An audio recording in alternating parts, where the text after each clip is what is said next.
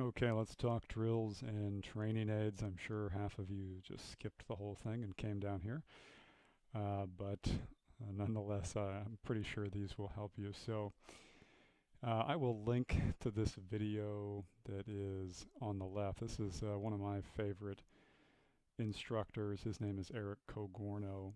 Um, he's got a great golf instruction website, cogornogolf.com, and a really cool YouTube channel. So this video will come from his YouTube channel, like I said, and I'll link it below. But it's one of my favorite drills I've seen for working on these problems that people suffer from.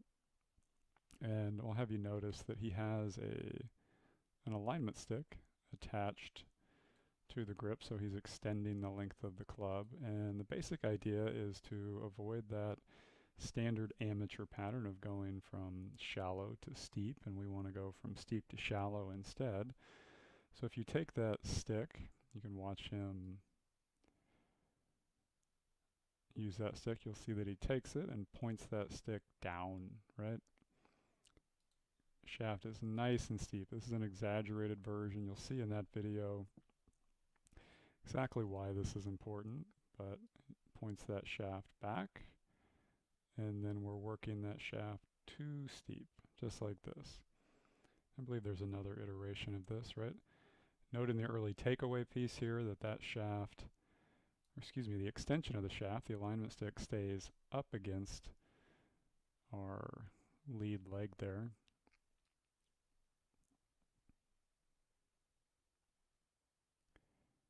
And it'll work up.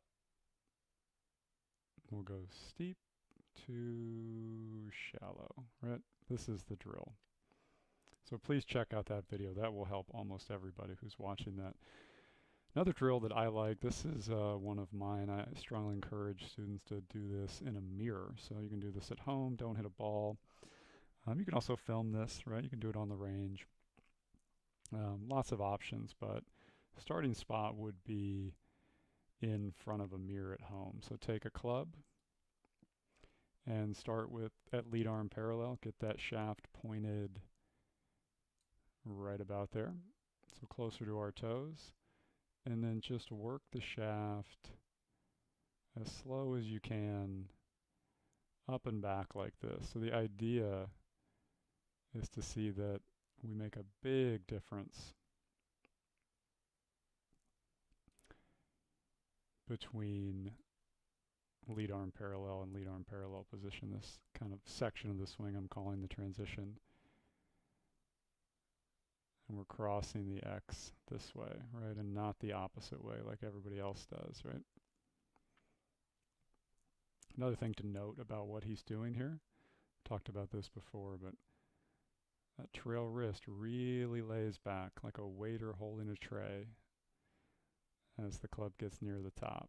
You can just do this as many times as you want. You go out to the range, film it, hit some balls like this. But that's where I would start. And then last but not least, in my experience, there is one really, really excellent training aid on the market that kind of covers all of these topics as good as anything I've ever seen. It's called the PlaneMate from Tour Striker. So you'll see a link to that below too. You can find them a little bit cheaper in the used markets, but they're still going to be pretty close to retail price. So check it out. Watch some of those videos. You can get some great idea of how that works, but it really helps with this same concept of working the shaft from steep to shallow. And it gets as good a feedback as I've ever seen on the pivot movement. Um, Anyway, so I hope you guys enjoyed the feedback section, and we'll have one last video